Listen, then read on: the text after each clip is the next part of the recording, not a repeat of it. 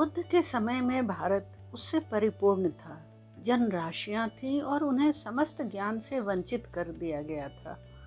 यदि वेदों का एक शब्द भी किसी मनुष्य के कान में पड़ जाता तो उसे भीषण दंड दिया जाता था। पुरोहितों ने वेदों को रहस्य बना रखा था, उन वेदों को जिनमें प्राचीन हिंदुओं द्वारा खोजे आध्यात्मिक सत्य संचित हैं।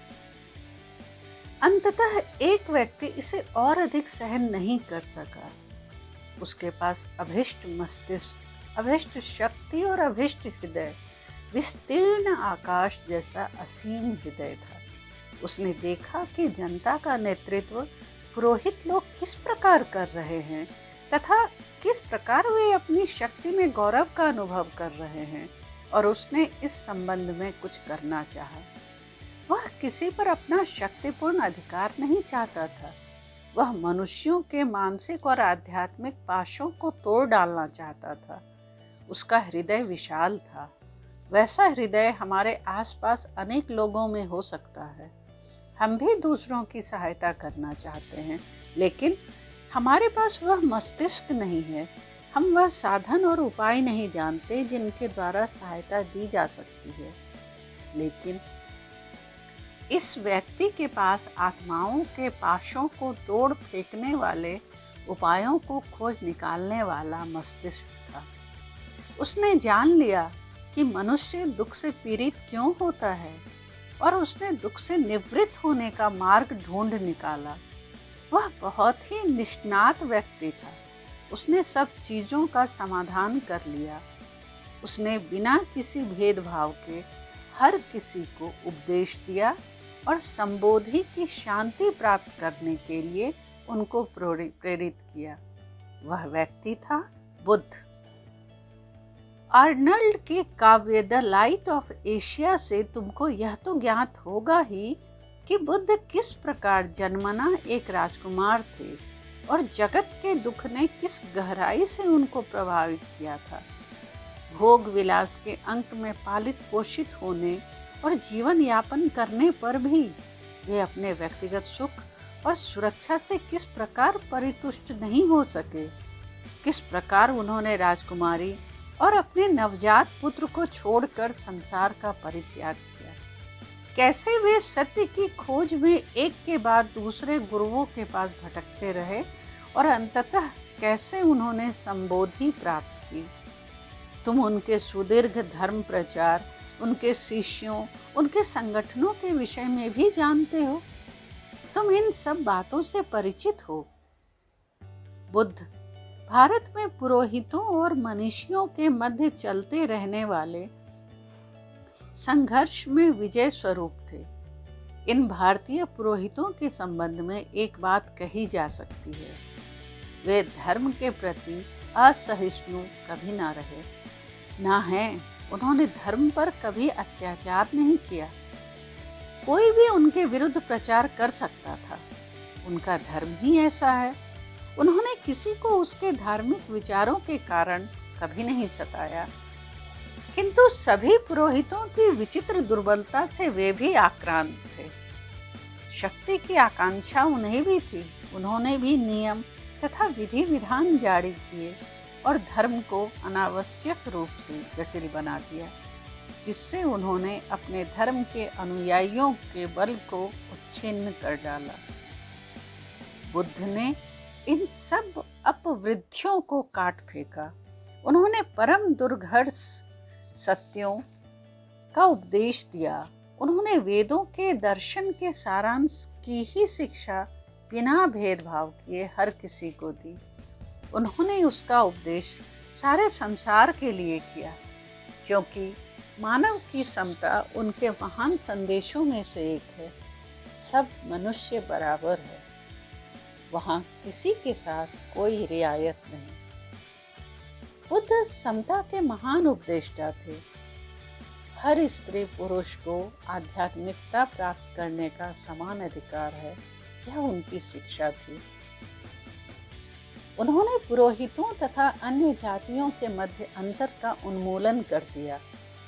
निम्नतम लोग भी उच्चतम उपलब्धियों के अधिकारी हैं।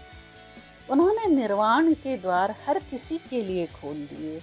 उनकी शिक्षा भारत तक के लिए भी साहसपूर्ण थी। उपदेश का कोई भी परिमाण भारतीय आत्मा को कभी शुद्ध नहीं कर सकता, किंतु बुद्ध के धार्मिक सिद्धांतों को निगल सकना भारत के लिए कठिन था। तुम्हारे लिए तो वह और कितना कठिन होगा। उनका धर्म सिद्धांत यह था, हमारे जीवन में दुख क्यों है? इसलिए कि हम स्वार्थी हैं।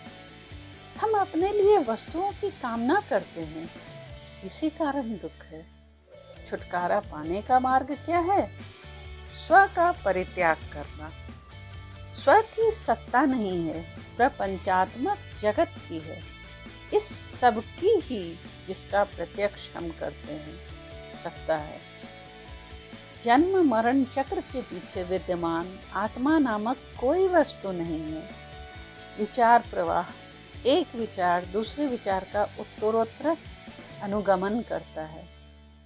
प्रत्येक विचार एक ही क्षण में अस्तित्व प्राप्त करता है और अस्तित्वहीन हो जाता है, बस केवल इतना ही। इस विज्ञान का कोई विज्ञाता नहीं है, आत्मा नहीं है। शरीर सारे समय परिवर्तित होता रहता है, इसी प्रकार मन और चेतना भी। अतएव स्व एक भ्रम है। सारी स्वार्थपरता इस स्व को, इस भ्रांति जन्य स्व को पकड़े रहने से उत्पन्न होती है। यदि हम इस सत्य को जान ले कि स्व नहीं है, तो हम स्वयं सुखी होंगे और दूसरों को भी सुखी बनाएंगे। यही था वह जिसका उपदेश बुद्ध ने दिया। और उन्होंने केवल बातें नहीं की, वे संसार के लिए स्वयं अपना जीवन तक देने को सन्नद्ध थे। उन्होंने कहा है, यदि किसी पशु की बलि देना अच्छा है तो नरबलि उससे भी श्रेष्ठतर है। और उन्होंने बलि के निमित्त स्वयं अपने को अर्पित किया। उन्होंने कहा, यह पशु बलि एक दूसरा अंधविश्वास है। ईश्वर और आत्मा दो बड़े अंधविश्वास हैं। ईश्वर पुरोहितों द्वारा आविष्कृत एक अंधविश्वास मात्र है। यदि जैसा ब्राह्मण शिक्षा देते हैं ईश्वर है, तो इस जगत में इतना दुख क्यों है? ठीक मेरे समान वह भी कार्य कारण के नियम का दास है। यदि वह कार्य कारण के नियम से आबद्ध नहीं है, तो वह सृष्टि क्यों रचता है? ऐसा ईश्वर किंचित भी संतोषजनक नहीं है। शासक स्वर्ग में है, जो विश्व पर अपनी मनमौजी इच्छा से शासन करता है और हमें यहाँ दुख में मरने के लिए छोड़ देता है। उसके पास एक क्षण को हम पर दृष्टि डाल लेने तक की भलमन साहस नहीं है। हमारा सारा जीवन अविच्छिन्न दुख है, लेकिन इतना ही दंड काफी नहीं है। मृत्यु के बाद हमें ऐसे स्थानों को जाना है जहां हमें दूसरे दंड प्राप्त होंगे, और फिर भी हम जगत के इस सृष्टा को प्रसन्न करने के लिए तरह तरह के विधि विधान और अनुष्ठान निरंतर किया करते हैं। बुद्ध ने कहा है, ये सारे अनुष्ठान मिथ्या हैं। जगत में केवल एक ही आदर्श है, सारे मोह को ध्वस्त कर दो। जो सत्य है वही बच रहेगा। बादल जैसे ही हटेंगे, सूरज चमक उठेगा। इस आत्मा को कैसे मारा जाए? पूर्ण रूपेण स्वार्थ रहित हो जाओ। एक चींटी तक के लिए अपना जीवन देने को प्रस्तुत रहो। किसी अंधविश्वास के निमित्त कर्म ना करो, ना किसी ईश्वर को प्रसन्न करने के लिए, ना कोई पुरस्कार पाने के लिए, वरन इसलिए कि तुम अपनी आत्मा को मारकर अपनी मुक्ति पाना चाहते हो। उपासना और प्रार्थना तथा वैसा ही और सब निरर्थक है। तुम सब कहते हो, मैं ईश्वर को धन्यवाद देता हूँ, लेकिन वह रहता कहाँ है तुम्हें ज्ञात नहीं। लेकिन फिर भी तुम सब उस ईश्वर के पीछे दीवाने हो रहे हो। हिंदू लोग अपने ईश्वर के सिवा और सब कुछ छोड़ सकते हैं। ईश्वर को अस्वीकार करने का अर्थ है भक्ति के पैरों तले से धरती ही हटा लेना। भक्ति और ईश्वर से हिंदू अवश्य ही चिपके रहेंगे। इनका परित्याग वे नहीं कर सकते। और यहाँ बुद्ध के उपदेश में न आत्मा है न परमात्मा, केवल कर्म है। किस निमित्त? आत्मा के लिए नहीं, क्योंकि आत्मा तो एक भ्रांति है। इस भ्रांति के उच्छिन्न होने पर ही हम हो सकेंगे। उस ऊंचाई तक उठ सकने और कर्म के निमित्त कर्म करने वाले संसार में बहुत कम हैं। फिर भी बुद्ध का धर्म द्रुत गति से फैला। ऐसा उस अद्भुत प्रेम के कारण हुआ जो मानवता के इतिहास में प्रथम बार एक विशाल हृदय से प्रवाहित हुआ और जिसने अपने को केवल मानव मात्र की ही नहीं, प्राणी मात्र की सेवा के प्रति अर्पित कर दिया। ऐसा प्रेम जिसे जीव मात्र के लिए मुक्ति का एक मार्ग खोज निकालने के अतिरिक्त किसी अन्य बात की चिंता नहीं थी। मानव ईश्वर से तो प्रेम करता था, लेकिन अपने बंधु मानव के संबंध में सब कुछ भूल बैठा था। जो मनुष्य ईश्वर के नाम पर अपने प्राण दे सकता है, वह पलटकर ईश्वर के ही नाम पर अपने बंधु मानव की हत्या भी कर सकता है। संसार की यही दशा थी। लोग ईश्वर की महिमा के निमित्त पुत्र को बलि दे देते, ईश्वर की महिमा के निमित्त राष्ट्रों को लूट लेते, ईश्वर की महिमा के निमित्त सहस्त्रों प्राणियों का वध कर डालते, ईश्वर की महिमा के निमित्त धरती को रक्त से सींच देते। यह प्रथम अवसर था जब उन्होंने एक दूसरे ईश्वर मानव की ओर देखा। यह मानव है जिससे प्रेम किया जाना चाहिए। मानव मात्र के प्रति उत्कट प्रेम की यह पहली लहर थी, मिलावटों से रहित सत्य ज्ञान की पहली लहर, जिसने भारत से निकलकर दक्षिण, उत्तर, पूर्व, पश्चिम एक एक करके न जाने कितने देशों को आप्लावित कर डाला। यह उपदेष्टा सत्य को सत्यवत भास्वर बनाना चाहता था। न पुरोहितों, शक्तिशालियों, राजाओं के प्रति कोई दया, न समझौता, न उनकी दुराचारिता का साधन बनाना, न अंधविश्वासी परंपराओं के सम्मुख झुकना, वे कितनी ही प्राचीन क्यों न हो, न विधि विधानों और पुस्तकों के प्रति सिर्फ इसलिए आदर कि वे सुदूर अतीत से चली आ रही हैं। उसने सारे श्रुति शास्त्रों को, धार्मिक क्रियाकलाप के सभी रूपों को अस्वीकार कर दिया।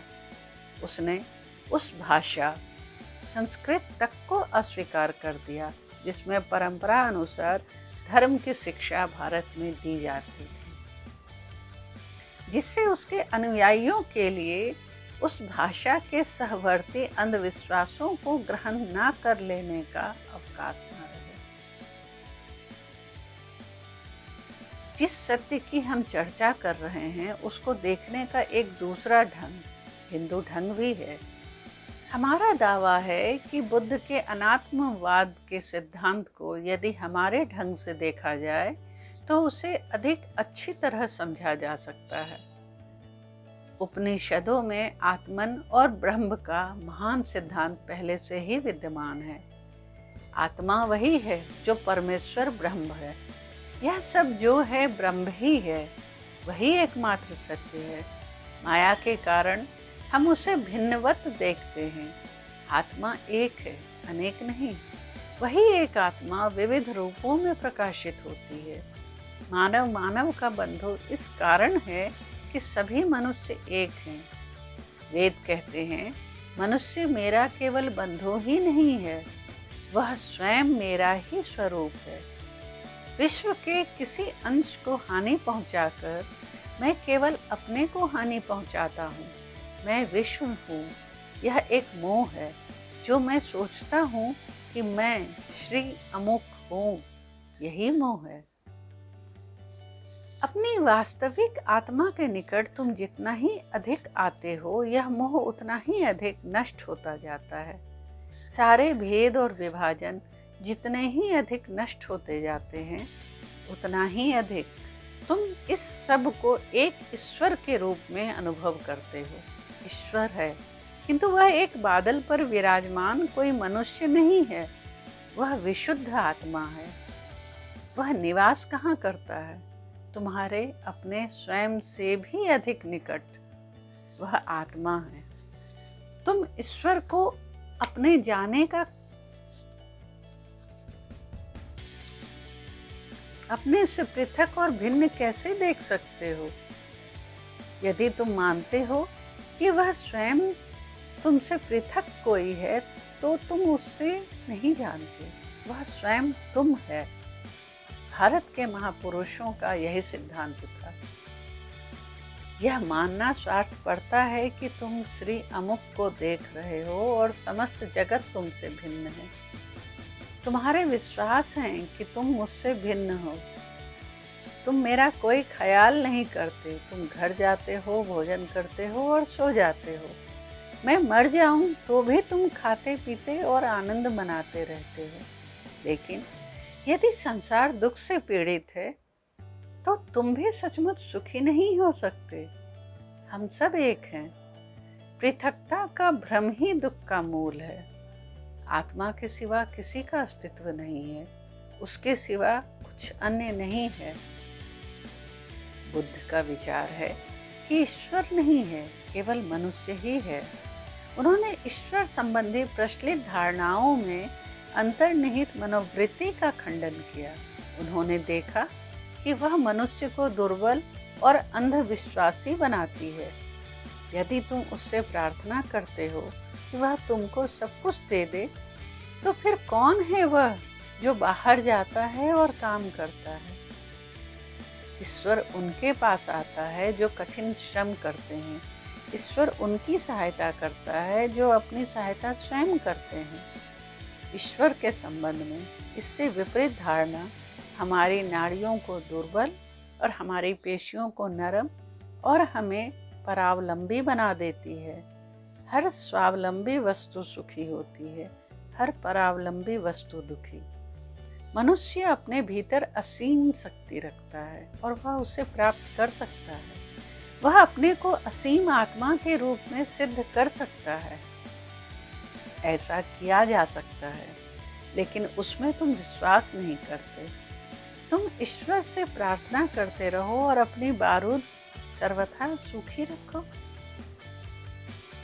बुद्ध ने इसके ठीक विपरीत शिक्षा दी। लोगों को रोने ना दो। उनके पास इस प्रार्थना इत्यादि का कुछ भी न रहने दो। ईश्वर दुकान खोले नहीं बैठा है। हर सांस के साथ तुम ईश्वर से प्रार्थना कर रहे हो। मैं बोल रहा हूँ, यह भी एक प्रार्थना है। तुम सुन रहे हो, यह भी एक प्रार्थना है। क्या तुम्हारा कोई मानसिक या शारीरिक व्यापार कभी ऐसा भी होता है जिसमें तुम असीम दैवी शक्ति में भाग ना लेते हो? यह सब एक अविच्छिन्न प्रार्थना है। यदि तुम शब्दों के एक विन्यास मात्र को ही प्रार्थना कहते हो, तो तुम प्रार्थना को छिछला बना डालते हो। ऐसी प्रार्थनाओं से अधिक लाभ नहीं होता। कोई वास्तविक फल उनसे शायद ही निकलता हो। क्या प्रार्थना कोई जादू का मंत्र है जिसका जप करने से बिना कठिन श्रम किए तुमको चमत्कारिक फल प्राप्त हो जाएगा? नहीं, सबको कठिन श्रम करना है। सबको उस असीम शक्ति की गहराइयों में पहुंचना है। गरीब के पीछे, अमीर के पीछे वही असीम शक्ति है। ऐसा नहीं होता कि एक व्यक्ति तो कठोर श्रम करे और दूसरा कुछ शब्दों का जप करके फलों को प्राप्त कर ले। यह विश्व एक अविच्छिन्न प्रार्थना है। यदि तुम प्रार्थना को इस अर्थ में ग्रहण करते हो, तो मैं तुम्हारे साथ हूँ। शब्द आवश्यक नहीं है। मूक प्रार्थना श्रेष्ठतर है। जनता का विशाल बहुतर भाग इस सिद्धांत का अर्थ नहीं समझता। आत्मा के संबंध में किसी भी समझौते का अर्थ भारत में यह लिया जाता है कि हमने शक्ति पुरोहितों के हाथ सौंप दी और हम महापुरुषों की महान शिक्षाओं को भूल गए। बुद्ध यह जानते थे, इसलिए उन्होंने सारे पुरोहिती सिद्धांतों और आचारों को झाड़ फेंका और मनुष्य को स्वयं उसके पैरों पर खड़ा किया। जनता के अभ्यस्त मार्गों के विरुद्ध जाना उनके लिए आवश्यक था। उन्हें क्रांतिकारी परिवर्तन करने थे। परिणाम स्वरूप यह बलिदानी धर्म भारत से सदा के लिए नष्ट हो गया और कभी पुनर्जीवित नहीं किया गया। प्रकट रूप से बौद्ध धर्म भारत से विलुप्त हो गया है, किंतु वस्तुतः नहीं। बुद्ध के उपदेश में खतरे का एक तत्व था। वह एक सुधारक धर्म था। जिस विराट आध्यात्मिक परिवर्तन को उन्होंने निष्पन्न किया, उसको लाने के लिए उन्हें अनेक नकारात्मक शिक्षाएं देनी पड़ी। किंतु यदि कोई धर्म नकारात्मक पक्ष को अत्यधिक महत्व देता है, तो अंततः उसके नष्ट हो जाने का खतरा भी रहता है। कोई भी सुधारक संप्रदाय केवल सुधारक होकर जीवित नहीं रह सकता। केवल निर्माणात्मक तत्व ही मूल प्रेरणा अर्थात सिद्धांत जीते रहते हैं। सुधार संपन्न हो जाने के उपरांत सकारात्मक पक्ष को महत्व दिया जाना चाहिए। भवन का निर्माण हो चुकने के बाद मचान अवश्य हटा लेना चाहिए। भारत में कुछ ऐसा हुआ कि समय बीतने के साथ साथ बुद्ध देव के अनुयायी उनकी शिक्षाओं के नकारात्मक पक्ष पर अधिक बल देने लगे और यह उनके धर्म के अंतिम अधःपतन का कारण बन गया। नकारात्मकता की शक्तियों ने सत्य के सकारात्मक पक्षों का दम घोट दिया और इस प्रकार भारत ने बौद्ध धर्म के नाम पर फलने फूलने वाली विनाशात्मक प्रवृत्तियों का प्रत्याख्यान कर दिया। यह भारत के राष्ट्रीय चिंतन का फैसला था। बौद्ध धर्म के नकारात्मक तत्व ईश्वर नहीं है और न आत्मा नष्ट हो गए। मैं कह सकता हूँ कि ईश्वर ही केवल ऐसी सत्ता है जिसका अस्तित्व है। यह एक अत्यंत सकारात्मक कथन है। एक वह ही वास्तविकता है। बुद्ध के यह कहने पर कि आत्मा नहीं है, मैं कहता हूँ मनुष्य, तू विश्व के साथ एक है, तू ही वस्तु मात्र है। इतना सकारात्मक। सुधारात्मक तत्व नष्ट हो गया, किंतु निर्माणात्मक तत्व निरंतर जीवित रहता आया है। बुद्ध ने निम्नतर प्राणियों के प्रति दया की शिक्षा दी और तब से भारत में एक भी संप्रदाय ऐसा नहीं हुआ जिसने समस्त प्राणियों पशुओं तक के प्रति प्रेम की शिक्षा ना दी हो। यह दया, यह करुणा, यह प्रेम ही वह है, किसी भी सिद्धांत की अपेक्षा अधिक महान, जिसे बौद्ध धर्म ने हमारे लिए छोड़ा है। बुद्ध के जीवन में एक विशेष आकर्षण है। अपने सारे जीवन भर मैं बुद्ध का परम अनुरागी रहा हूँ, किंतु उनके सिद्धांत का नहीं। अन्य किसी की अपेक्षा मैं उस चरित्र के प्रति सबसे अधिक श्रद्धा रखता हूँ। वह साहस, वह निर्भीकता, वह विराट प्रेम। उनका जन्म मनुष्य के कल्याण के निमित्त हुआ था और लोग ईश्वर की खोज, अपने लिए सत्य की खोज कर सकते हैं, किंतु उन्होंने स्वयं अपने निमित्त सत्य का ज्ञान प्राप्त करने की चिंता कभी नहीं की। सत्य की खोज उन्होंने इस कारण की कि लोग दुख से पीड़ित थे, उनकी सहायता कैसे की जाए, यही उनकी एकमात्र चिंता थी। अपने सारे जीवन भर उन्होंने स्वयं के लिए एक विचार तक नहीं किया।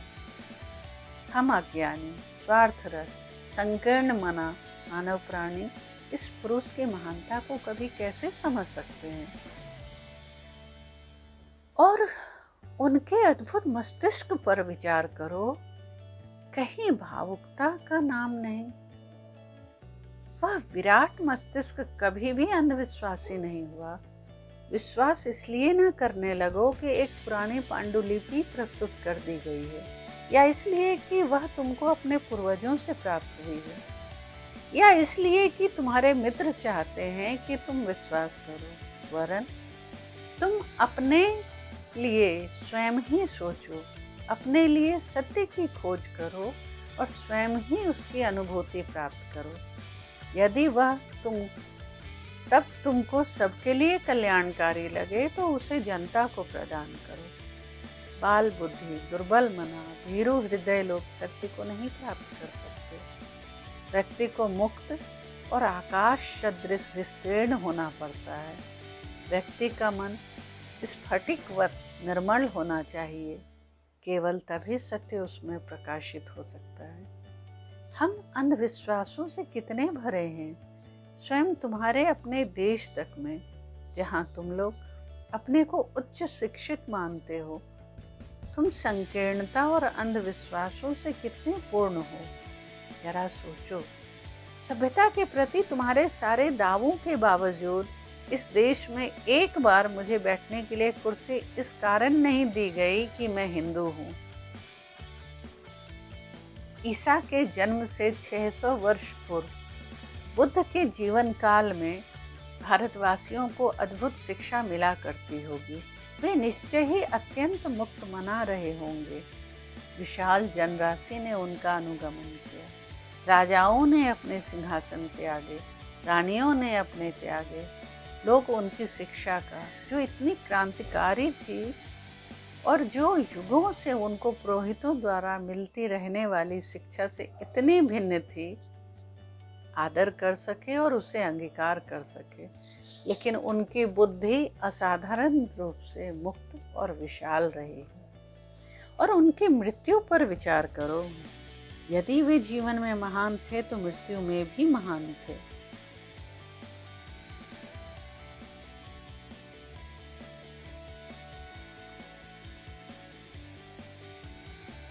उन्होंने तुम्हारे अमेरिकी आदिवासियों से मिलती जुलती जाति के एक व्यक्ति द्वारा भिक्षा में दिए खाद्य पदार्थ को खा लिया। इस जाति के लोग का बिना कोई विचार किए सब कुछ खा लेते हैं, अतः उन्हें हिंदू स्पर्श तक नहीं करते। उन्होंने अपने शिष्यों से कहा, तुम इस खाने को ना खाना, किंतु मैं इसे अस्वीकार नहीं कर सकता। उस आदमी के पास जाओ और उससे कहो कि उसने मेरे जीवन की सबसे बड़ी सेवाओं में एक मेरे प्रति की है। उसने मुझे मेरे शरीर से मुक्त कर दिया है। एक बूढ़ा आदमी आया और उनके निकट बैठ गया। वह योजन पैदल चलकर प्रभु के दर्शन करने आया था और बुद्ध ने उसे उपदेश दिया। जब उन्होंने एक शिष्य को रोते देखा तो उन्होंने उसकी भर्त्सना यह कहकर की, यह क्या है? मेरी सारी शिक्षाओं का फल यही है? किसी मिथ्या बंधन को न रहने दो, ना मुझ पर निर्भरता को, ना इस जाते हुए व्यक्तित्व के मिथ्या महिमा मंडन को। बुद्ध व्यक्ति नहीं है, वह एक सत्य की सिद्धि है। अपनी मुक्ति स्वयं ही निष्पन्न करो। मृत्यु के समय भी उन्होंने अपने लिए किसी विशिष्टता का दावा नहीं किया। इसके लिए मैं उनकी पूजा करता हूँ। जिसे तुम बुद्धों या ईसाओं की संज्ञा देते हो, वे अनुभूति की कतिपय दशाओं के केवल नाम मात्र हैं। संसार के समस्त शिक्षकों में वे ही एक शिक्षक हैं जिन्होंने स्वावलंबी होने की शिक्षा हमें सबसे अधिक दी है, जिन्होंने हमें अपनी मिथ्या आत्माओं के पास से नहीं वरन ईश्वर या देवता कही जाने वाली अदृश्य सत्ता या सत्ताओं पर निर्भरता से भी मुक्त किया है। मुक्ति की उस भूमिका में जिसे वे निर्वाण कहते थे, प्रवेश करने के लिए उन्होंने हर व्यक्ति को आमंत्रित किया है। किसी दिन उसे सबको प्राप्त करना है और वह उपलब्धि ही मनुष्य की चरम निष्पत्ति है। मित्रों, अभी हम स्वामी विवेकानंद जी के द्वारा सैन फ्रांसिस्को में दिए गए व्याख्यान का अंश सुन रहे थे और भगवान बुद्ध संसार को क्या दे गए अपने उपदेश के माध्यम से, क्या उनका संदेश था, इसको समझने का अवसर मिला। आज आपके साथ मेरी यात्रा यहीं तक। शीघ्र ही मिलूंगी। शुभ विदा।